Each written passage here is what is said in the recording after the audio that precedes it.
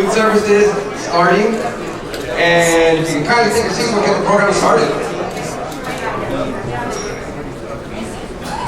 Once again, good afternoon, everyone, and welcome. My name is Ben Long, and I am the board chair of the Temple City Chamber of Commerce.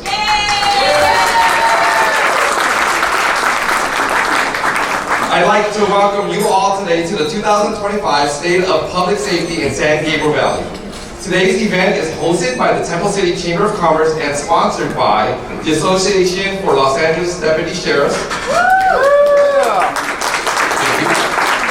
Athens Services, Southern California Edison, First Credit Union, Joanne Cervantes, Berkshire Hathaway Home Services, California Properties, and our title sponsor, Transtech Engineers. We're also joined today by representatives from several neighboring cities in the San Gabriel Valley, including Alhambra, Rosemead, City of Industry, South Almonte, West Covina, and San Gabriel. I'd also like to thank Grand Harbor Restaurant for providing us with a space and a delicious lunch. And today we are pleased to present the 2025 State of Public Safety in the San Gabriel Valley. I'd like to welcome Mayor Tom Chavez up to the stage to lead us in the Pledge of Allegiance.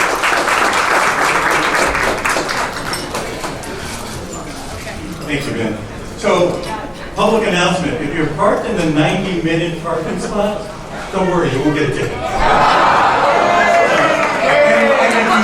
if you do, City Manager Brian Cook's right over there. Well, welcome everyone to Temple City. Good afternoon. Welcome to Grand Harbor. Hope you will enjoy your afternoon here. And of course, to our distinguished guest, Sheriff Luna. Where is he? There he is, right in front of me. All right. Thank you for coming. It's a pleasure to see you again. We did this last year, and always nice to have you in town. So thank you. You know, as a contract city, of course, we're very grateful for everything the sheriff does for us. Captain Mesa, fantastic captain, and you know, we have a good relationship, of course, with all of us in this room probably do. So if you'll, everyone please stand, and we will place your hand over your heart, or if you want to salute, then go ahead and ready to begin. I pledge allegiance to the flag of the United States of America and to the republic for which it stands, one nation, under God, indivisible, with liberty and justice for all. Thank you. Thank you once again, Mayor Tom Chavez of Temple City. Thank you so much. We also have a special treat today. Please welcome Julian Stern from the Association of Los Angeles Deputy Sheriffs, who will be singing our national anthem.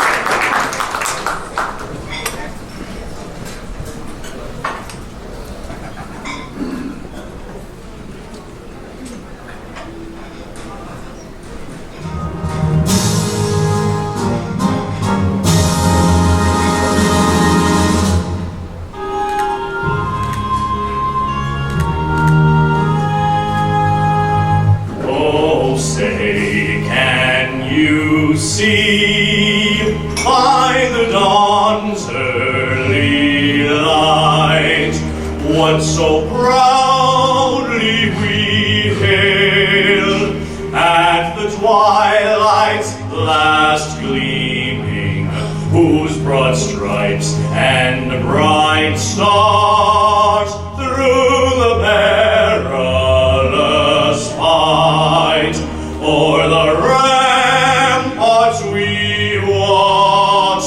were so gallantly streaming, and the rocket's red glare, the bombs bursting in air, gave proof through the night that our flag was still there.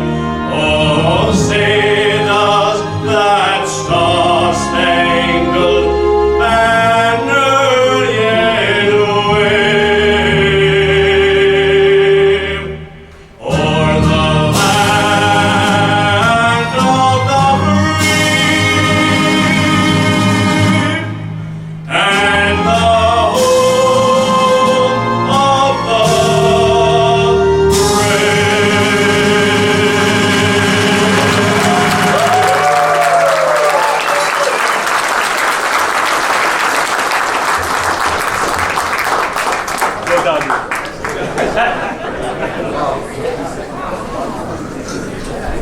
Thank you again, Julian, for leading us through the national anthem. Now it's my pleasure to introduce Gabriela Diaz from TransTech, our title sponsor, to present our keynote speaker. TransTech is an integral member in our community here in Temple City, both as public agency partner and a supporter of local businesses as part of the chambers.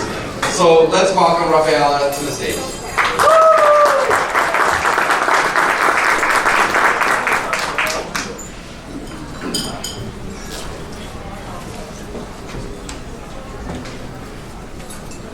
Thank you, Ben, for that introduction. Good afternoon, everyone. My name is Rafaela Diaz, and it is an honor to be here today representing TransTech engineers. We deeply value our strong partnership with the great city of Temple City, the Temple City Chamber of Commerce, and the Los Angeles County Sheriff's Department. So thank you for having us here today. As Ben mentioned, TransTech is committed to being a true partner to the cities and communities that we serve. In fact, we proudly provide engineering services, construction management, and building and safety services to 18 of the 31 cities in San Gabriel Valley. We love this region. We take great pride in supporting its growth and success. With that, today, it is my privilege to introduce today's keynote speaker. Robert G. Luna was elected as the 34th Los Angeles County Sheriff on November 8, 2022. He commands the largest sheriff's department in the United States with nearly 18,000 budgeted sworn and professional staff. Growing up in unincorporated East Los Angeles, Sheriff Luna was exposed to examples of both good and bad policing. A positive interaction with an LA County Sheriff's deputy inspired him to become an officer and helped shape his philosophy on relationship-based policing, specifically in communities of color. Throughout his career, he has been promoted within every rank of the police department and was appointed Long Beach Chief of Police in 2014. Sheriff Luna is a graduate of the FBI's National Executive Institute of National Academy, Harvard University's Program for Senior Executives in State and Local Government, and USC's Delinquency Control Institute. He also holds a master's in public administration from California State University, Long Beach. Everyone, please give a warm welcome to today's keynote speaker, Sheriff Robert Luna.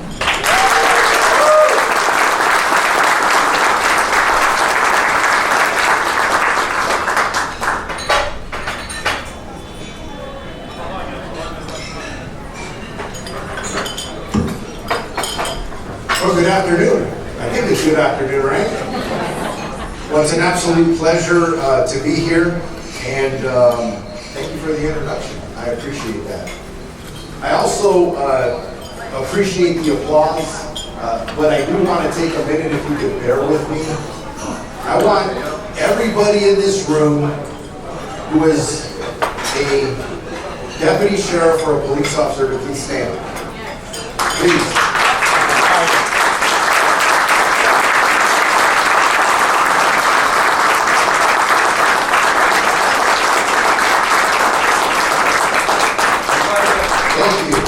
I really appreciate that because you're applauding for me, but it's really the work that all of you do every day. And I can't tell you how much I appreciate the fact that you are willing to put that uniform on and you go out and you sacrifice your physical well-being and your mental well-being for our communities 24/7. So thank you all very much. I really appreciate the fact that you do. You're here and what you do every day, so go ahead and thank you.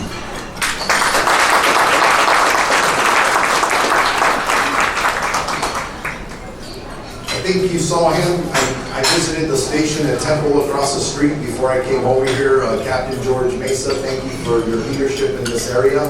It sounds like all the folks that either live here or serve here through our business communities really, really appreciate you, so thank you for that. And then Chief Valier Moyajon, he was officially promoted to the rank of chief about a week and a half ago, but he served in an acting capacity for so long.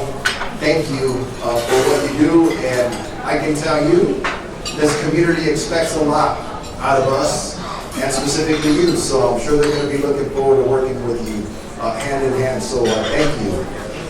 I could go on forever, yes, go on forever and ever to give thank yous, but just one last thank you other than everyone who's here who took the time to come and listen to me speak for several minutes. I do want to give a special thanks to ALABs. And it is rare that you have somebody in executive management get up and thank one of our labor organizations, but they really are, since I've been here, and it's been a little over 2 years in my chair, they have been extremely supportive of the things that we do. And trust me, when they think I'm not doing something I'm not supposed to do, they are not shy about letting me know. But I appreciate that, because that's how you make an organization great. But the fact that they're on the front lines and currently in contract negotiations with the county to make sure that our deputy sheriffs are some of the highestly compensated deputy sheriffs in the country that serve your community every day for everything that they do, to make sure that we have adequate staffing, training, and equipment. I can't give you enough credit for you do this, and then on top of that, you do this apart from that. So thank you guys for your leadership and making sure that we're represented well.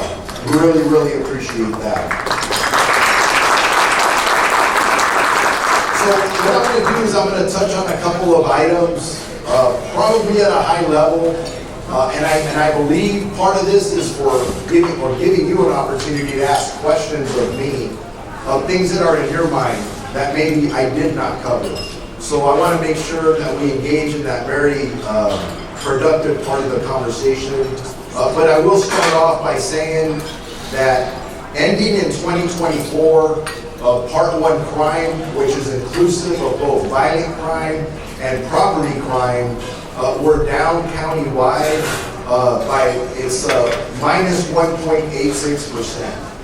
And I know when you think of crime stats, and by the way, when I talk about crime stats and I talk about specific numbers, it is not lost on me that every number I talk about is a victim of a crime. That is important, and we place a lot of value on that when we respond and investigate these crimes.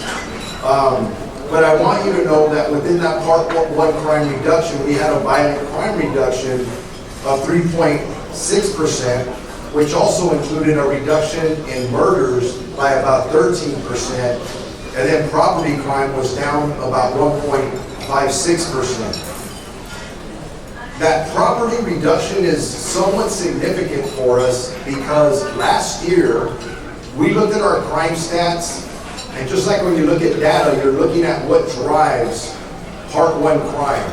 And for us, with the LA County Sheriff's Department, it was auto theft. We had double-digit increases in auto theft. So what I did is I challenged our team, because I asked what our crime strategy was. And collectively, excuse me, our team came up with a really positive one, because a crime strategy, ladies and gentlemen, is not to get up in front of a TV camera and blame other people for crime. It is not about blaming the legislature or anyone else. You have to look in the mirror and you have to say, what is the crime and what are we doing about it to respond? So when they looked at auto theft, they really looked at what was occurring and the best way to respond and investigate to that. So we went from a double-digit increase to a double-digit decrease in auto theft, which is very, very important to all of us.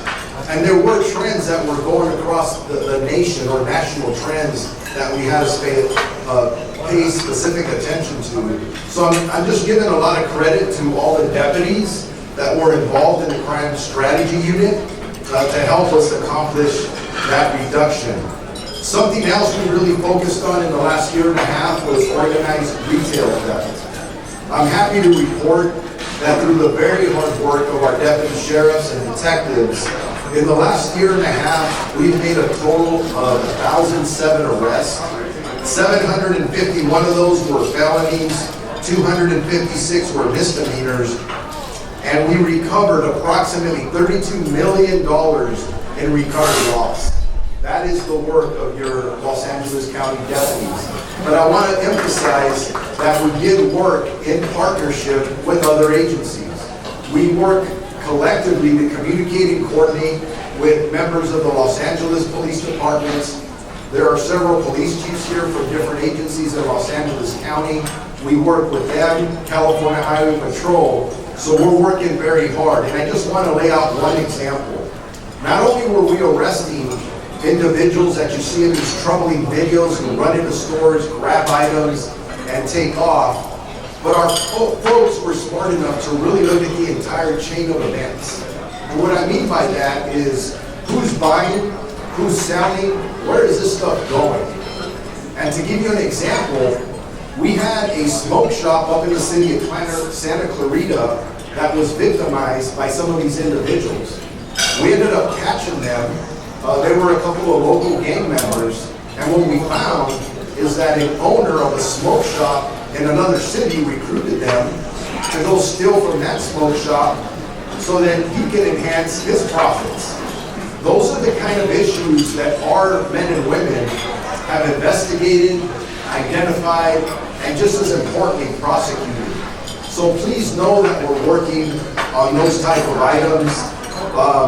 A lot of questions that have been asked regarding crime is the fact that Proposition 36 passed by a very large margin back in November, along with the fact that we have a new district attorney and his election was passed by a very large margin, which re-emphasized, and I don't think anybody in our department or in law enforcement needed the message or to be re-messaged that accountability for people committing crimes is important.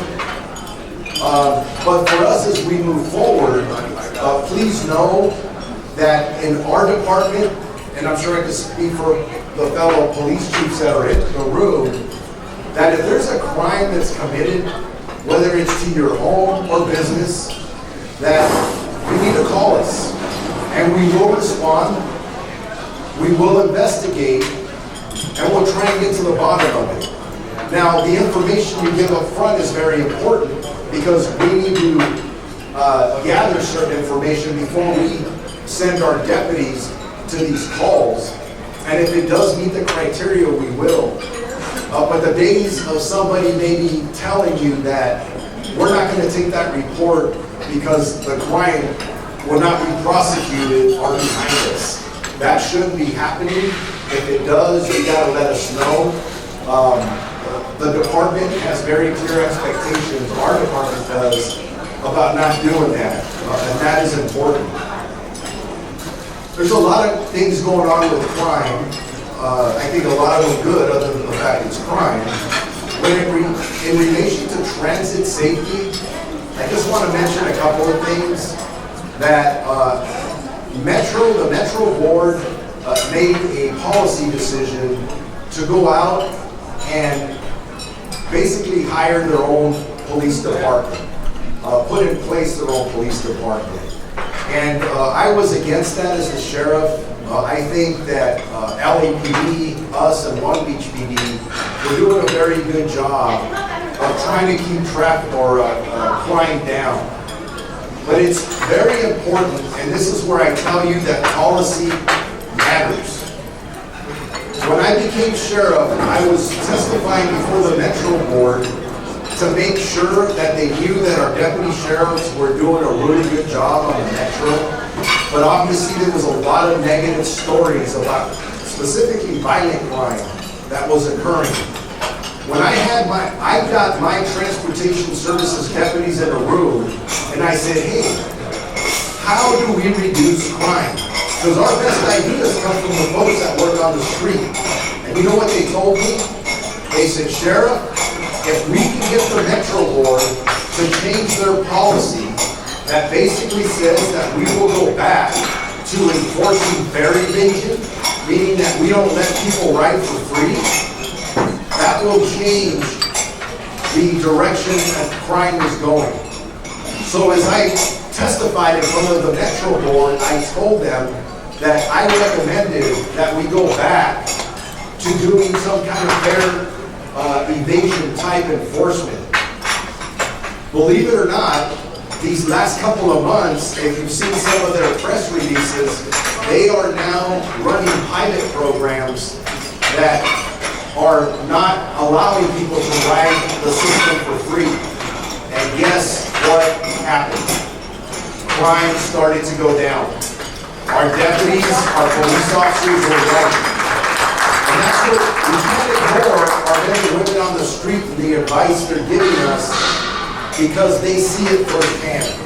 So crime is on the decline out there. We're still servicing Metro and will continue to do so as that transition moves forward.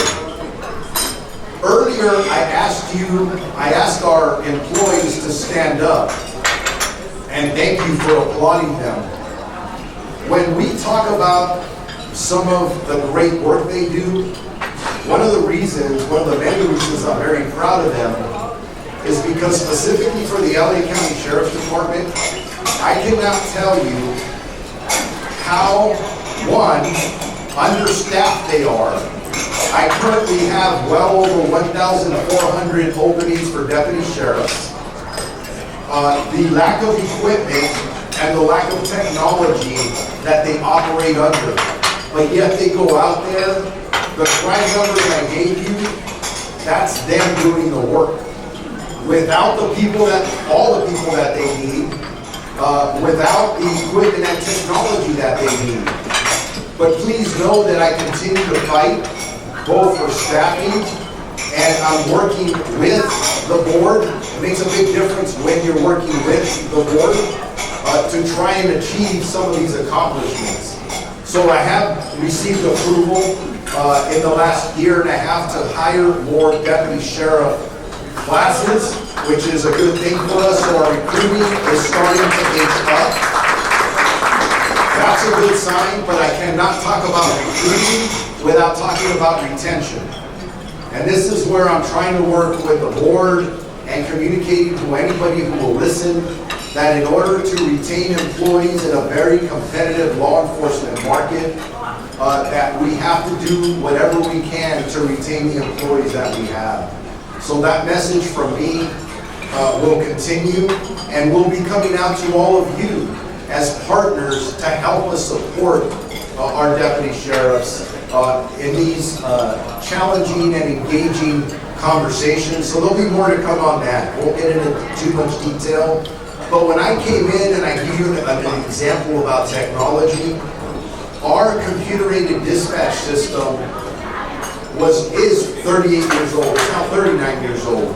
And I was told it was being run on rubber bands. And the person who understands the language to the CAT system was at least 90 years old. For any of you who run a business, that is not a recipe for success. I think it's gotten a lot of media attention, as it should, that our CAD system has gone down multiple times, 3 times already just this year. So in the last almost year, we as the Sheriff's Department have been trying to working with the board and our partners at the county to come up with a new CAD system. We think we have a company identified. We've gone through the county bureaucratic process, which is necessary because we plan on spending a lot of money. And I'm really happy to report that just about a week and a half ago, I went to our communications center and I was looking at the trial runs and training that they're having. And the way one of our supervisory dispatchers presented this to me, she said that our current technology is from the 1970s. It was equivalent to somebody calling 911 from a kitchen phone with a long cord. And that in those days, if they witnessed a crime or a collision, you would average 1 or 2 calls as something had happened. Today in the cell phone era, we're averaging anywhere between 12 and 30 calls per incident. And our system can't handle that. Our new system, though, is going to do that. And actually, I think when our deputies at first hand see what we're going to be able to do, which has a lot to do with their safety and mapping and GPS technology, they're going to be extremely happy to see where we as a sheriff's department is moving forward. We're not going to end there. We need to improve our records management system. We need to improve our jail management system. I think most of you know this. Currently, we have a combination of 5 either consent decrees or settlement agreements with the federal government. A lot of those are as a result of our department, our county, inability to provide data to a federal judge. As these technologies improve, we will get to a place where we can provide this data and actually show the great work that our men and women do every year. I want to mention something just really quick about the fires that we all experienced. I don't need to remind everybody that we had just experienced what some people are considering the worst natural disaster in LA County history. Again, I am very proud of our men and women who stood out there. I cannot tell you how many lives our deputies and police officers saved during that event. All of you know the tragic losses we experienced, whether it was in Altadena, Malibu, or in the Palisades. We wish we could have saved everybody. But our deputies were running into flaming buildings, rescuing people without fire gear.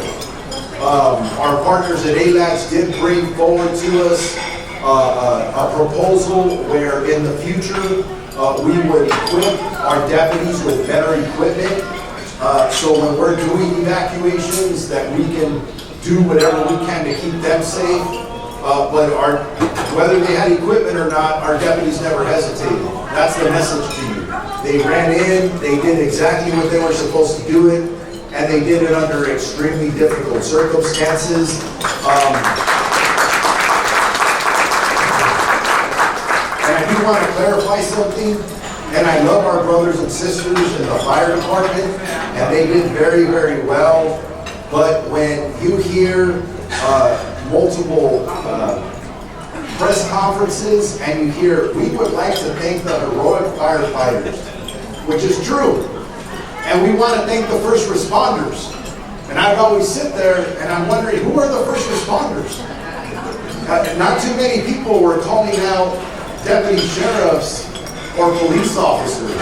So we made sure that every time we got up, we talked about what our heroic deputy sheriffs and police officers were doing. And they did a lot.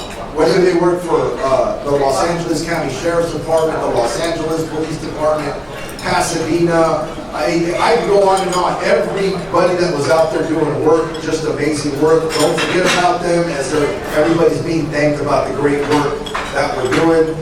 I already talked about staffing. Just something to pay attention to from a staffing perspective, and this kind of goes into, just going to touch on immigration just a tad.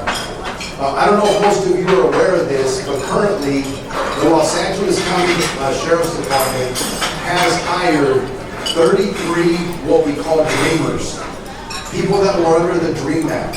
I told you earlier that we've been having a difficult time recruiting and hiring. We at the Sheriff's Department have not and will not lower our standards for hiring. But we have hired these dreamers. And it's going to be interesting as you hear the national conversation around immigration as to what we're going to do with these young men and women who have chosen to serve their community, put their lives on the line. What's next? Because between us and LAPD, we have about 50 of these young men and women. So we're going to be advocating at a state and national level to see what we can do. I want to assure everybody, because in LA County we're a little unique and different from the rest of the state and even the rest of the country, that our department is not and will not participate in any targeting activity when it comes to immigration. If we're dealing with a crime, that's a little bit of a different story. If we're dealing with immigration, and by the way, I don't know if you know this, but immigration or enforcing immigration law is it's a federal civil law. and we locally do not enforce federal civil law. And honestly, even if I wanted to, I don't have the staffing, nor do I have the training, nor do I have the facilities. So we're not going to go there. We do have some work going on behind the scenes because of one thing I don't want, and this is where the conversations are going to get interesting and intense, that if we have people in our communities that are impacting public safety and they're convicted felons and they've committed serious or violent crimes, we're going to have an extended conversations about possibly working with the federal government. I'm not saying we're going there, I'm just saying the conversations are being had. I'm just going to talk about one other thing and I'm going to open it up to questions. When the questions come up about crime, when they come up about the new district attorney, they come up about Proposition 36 and accountability.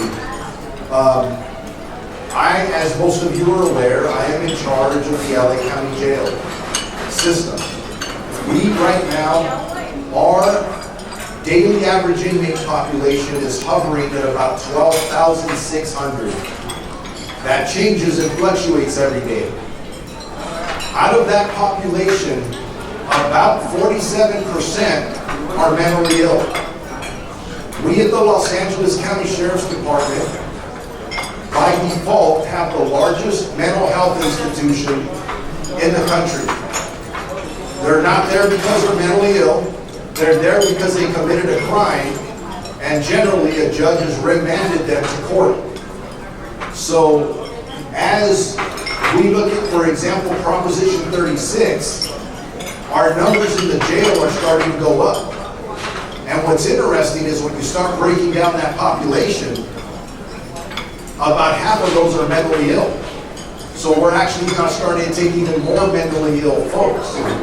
So I just want to lay out, and you'll hear me publicly speak in more detail about a plan, because you hear about the tearing down of Med Central Jail. That holds 4,000 inmates, by the way. That just cannot go away. About replacing it with what I'm calling a care campus that focuses in on caring for people who are mentally ill, who are addicted, working with non-governmental agencies to teach them a skill or a job or educate them. Because in our vision, wouldn't it be awesome if we take somebody into custody and if we're going to hold them for a while, that by the time they get out back into our neighborhoods, that we can actually provide them with the appropriate mental health care, appropriate addiction services, and or job training so they don't re-victimize people in our community. There's so much work to be done. We will need your support to do that. And I'm going to leave you with this thought. I was just at a California Sheriff's Conference the last couple of days. I sat next to the sheriff from San Gabriel County. If you do some research and Google it, the Sacramento County Sheriff's Department is no longer responding to calls dealing with mentally ill. Why? Because there have been recent court decisions that are basically saying if you are a uniformed officer, your level of force against somebody who's mentally ill is very much restricted. Now, please keep in mind that we don't go out in uniform looking to get at any use of force. It happens as part of the job. Why? Because government has failed to deal with issues around mental health, with issues around addiction, with issues across the board that nobody else deals with unless you're a police officer or deputy sheriff. So as we examine what other people are doing, please pay attention to who you're putting in office, who is in the legislature, and pay attention to decisions judges are making, because they are making the job of law enforcement so hard that these deputies and police officers, what do they do when they have somebody who's violent, who happens to be, they don't have somebody if they're mentally ill. If they're behaving in a certain way, how do you control somebody who is mentally ill or addicted? Pay attention. Pay attention. With that, I think we're going to do question and answer, and I'm going to turn the mic over. Thank you. Thank you so much, Sheriff. Coming down, we're going to do this the right way. Anybody remember Phil Donahue? Okay. So don't touch the mic. So you've got a question, right? You remember him, or you have a question? A question from the mayor of Rosemead. Thank you very much. I'm Mayor Rosemead. And on that last point, I'm very passionate about this, that they're not letting us, the deputies, do their job on that mentally ill thing. And it transitions to my real concern about, I know it's confidential, but I've heard real problems with the Department of Justice consent decree passing things on the deputies that would further tie their hands to taking care of the criminals. So this is very concerning to me. Whatever they can speak.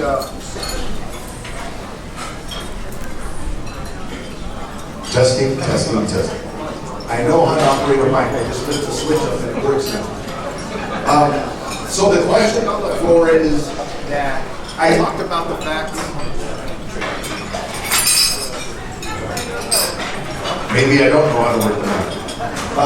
The question on the floor is, I mentioned earlier that with the LA County Sheriff's Department, we currently have 5 combination of settlement agreements and consent decrees. When I first arrived here as your sheriff, there were a lot of organizations that weren't happy with us. And State Department of Justice was one of many. And I've had a series of meetings with the Attorney General himself, but there are conversations that are taking place between attorneys for the state and attorneys for the county. And what it is they forwarded a document that contained 800 provisions to further curtail activities that were taking place on the street from an enforcement perspective, in custody, issues regarding technology, equipment, training. A lot of it's not bad, actually. It would force the county to pay for better equipment, better technology, and better training. I am in full agreement with that part of it. There are some other provisions, though, that are, we don't necessarily agree. And I'm going to leave it at this because the document is confidential. It is far from being over. But I can tell you that this document came to us as a result of what they felt was a department that was resistive and had a very us versus them mentality. They call it a pattern in practice, and the investigation went back 7 years as of 2 years ago. This is a different department today. We are not resisting at all just because we want to argue. We listen, we hold ourselves accountable, and we fight back when we have to. We support our deputies when we have to, which is most of the time. So I foresee good things, but I need everyone to pay attention, so I appreciate the fact that you're so attentive to this, because if it goes in a specific direction, I will need to mobilize our community groups, our contract city folks, our League of City folks. And I've already talked to the Attorney General about this, and he's very open-minded, by the way, of not doing what they initially wanted to do to us about 2.5 years ago. So there's some progress, but a lot of work to be done. So, yeah. Thank you for that. Other questions? I see over here one of our partners at Starbucks, Mary. Sheriff, first of all, I want to say thank you for your leadership. Our stores are everywhere. We hope to continue being everywhere. I'm here with my amazing team that oversees this area, and wanted to share very briefly that we did have a listening session at one of our stores. And what we do, we bring in the employees, they get to talk about concerns, complaints, and the sheriffs that attended that meeting and answered the questions really and truly showed their commitment to safety, their commitment to businesses. So just wanted to say thank you and count on us. Anything that our stores can do for your teams, we're here to open those doors for you. Thank you. Starbucks has been a great partner. And one of my security guys, he should put stock in Starbucks because every time he can't drive by one without stopping and buying something. So just want you to know that. Take care of you, Armando. Other questions for our sheriff? I have one here.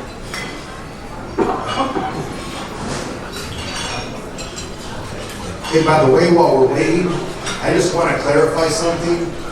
Julian was not lip singing. That is his voice. That man's amazing when he sings. And the question involves what you said earlier, speaking to somebody that was in Sacramento, and they said that if they get a call for mentally ill, that they don't go out. Did he happen to tell you how they handle it, who they send out to handle that type of a call? I don't know the specific details of everything they're doing.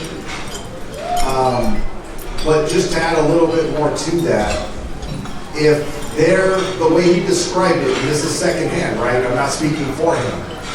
That if they receive a call and one, there's no nexus to a crime, two, they are not going to hurt somebody else, they will refer them to like a 988 system, but then they'll leave it alone. And I know it resulted in a call that they responded to where unfortunately a mentally ill man who was naked charged at a couple of deputies with a large knife, and unfortunately he was shot and killed. And after the significant lawsuit came out of that, because it's like juries will award individuals or families because they feel bad about what happened. And again, I'm not standing up here saying that we in law enforcement are perfect. I think we're close to it, but we do make mistakes once in a while. But when you ask a jury, what could the deputy have done better, and they can't answer your question, but they're giving $10 million of county money to a family because it's a tragedy, that is a community tragedy. We have to pay attention to what's going on out there. So, am I telling you I'm going that way? I'm not telling you that. I'm telling you that their arguments are somewhat logical, and I'm going to have my organization examine what they're doing and how it's working based on current case law that is forcing us to go that direction, potentially. Thank you.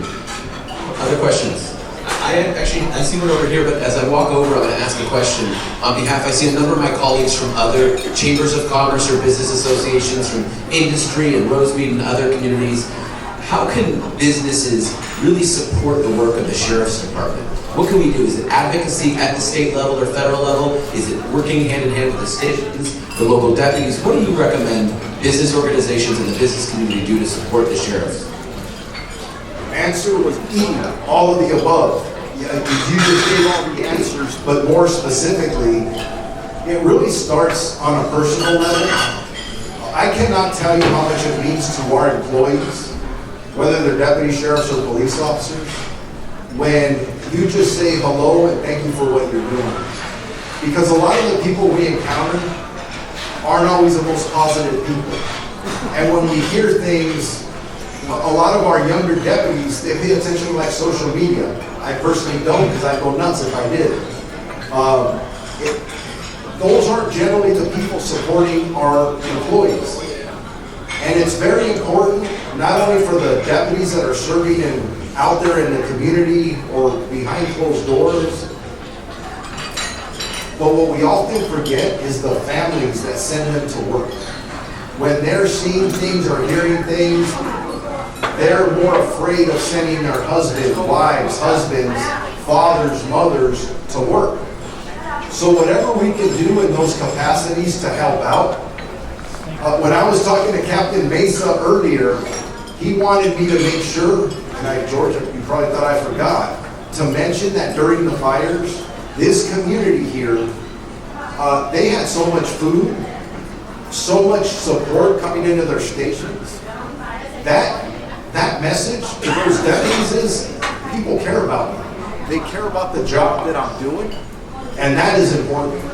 Those things are important, but coming to meetings like this helps because we do have to have more influence on the legislature, on the courts, with the media, and please remind people that law enforcement's needed. We're an important part of this community to make it thrive, to make it move forward. We are a big part of that. We can't forget that. I want to say about 5 years ago, it was tough. A lot of people did forget that. I don't want to have that happen again as we move forward. So let's communicate, let's coordinate, and let's stick together. Thank you. Here's our question from Gloria. Hi, Gloria Olmos, Mayor of Saltawani. My question is, and please forgive me if it sounds harsh. So in a lot of the mental institutions being closed, that's when a lot more call for services have occurred, many other things have happened. So would the county reconsider reopening some of the mental institutions and have the trained professionals in there instead of putting everyone else at stake? We have to look at all options. If you look at, and I know this because I both supported Measure A and Proposition 1 when the current governor came out, only because I wanted more options for our deputies in the field, because over 50% of our deputy-involved shootings and or uses of force involve somebody who is either mentally ill or addicted. That is outrageous because other systems have failed. So I don't have them with me, but the statistics of how many mental health beds we had in this state 30 years ago compared to last month is ridiculous. When you look at the population differences, we as elected officials, political leaders, business leaders have to really start pushing for more options for mental health and addiction, to have those beds. It's not just the county. The county will step up and do what we have to do.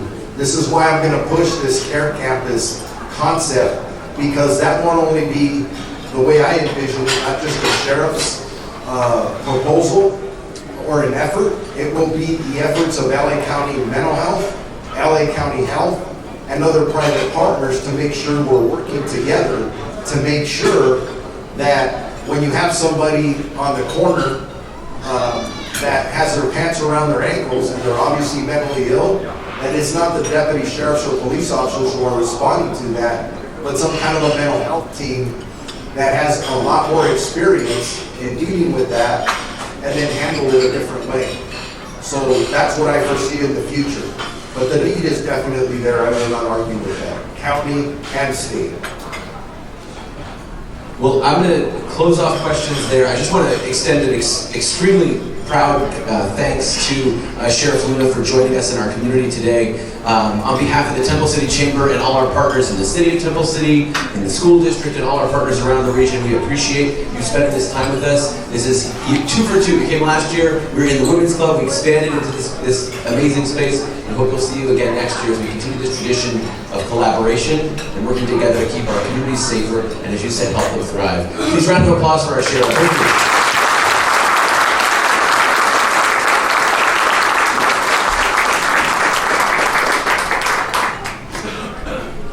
So we're at that point. I'm going to ask Ben to come up, our board chair. My name is John Boyery, by the way. I'm the CEO of the Temple City Chamber of Commerce. I'm happy to be here with you. I'm going to ask Ben to come up. I want to just thank you all for being here, but also acknowledge we have a couple of dignitaries in the room that we did not get a chance to identify by name, and I want to be able to try to do that now if I can find them in my script. We're going to do my best to do that. I don't see them, so instead I'm going to try to do it from memory. I'm going to first start with the Temple City City Council, led by Mayor Chavez over here. We have Council Member Ed Chen, Council Member William Mann, and Mayor Chavez, Tom Chavez here. Thank you so much. On this side of the room, I see Mayor Tony Dim from the City of San Gabriel is here. Thank you so much, Mayor Dim.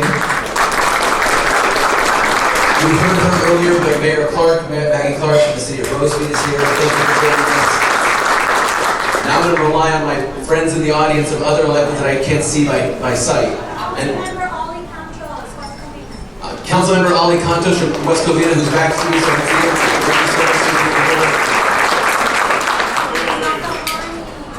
South Amani, Councilmember Gloria.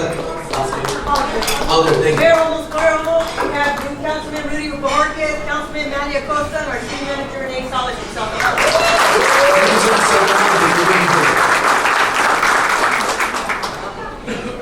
Oh, and then my favorite, and other people, the mayor of Alhambra, we have Catherine Lee, Mayor Lee is here, as well as immediate past mayor and council member Noya Wang is here from the city of Alhambra.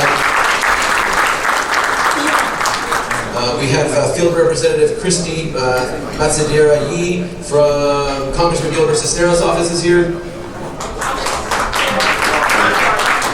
We have council member and former mayor Thomas Wong from the city of Monterey Park with us today.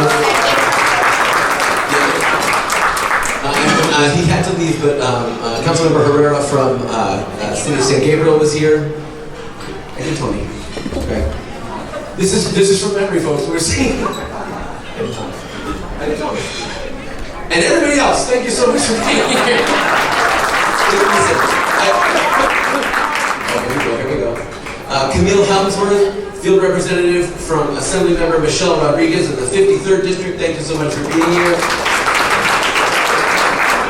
I know it's a little bit informal, but I think it speaks to the fact that we are one community. We're many cities in the San Gabriel Valley, but we are collectively working to make our community stronger. I think the fires, as the sheriff identified, really galvanized a lot of us together. But it's not just in tragedy that we need to come together, it's in these moments of collaboration and support for what our future business communities, our future residential communities, our future cities can look like.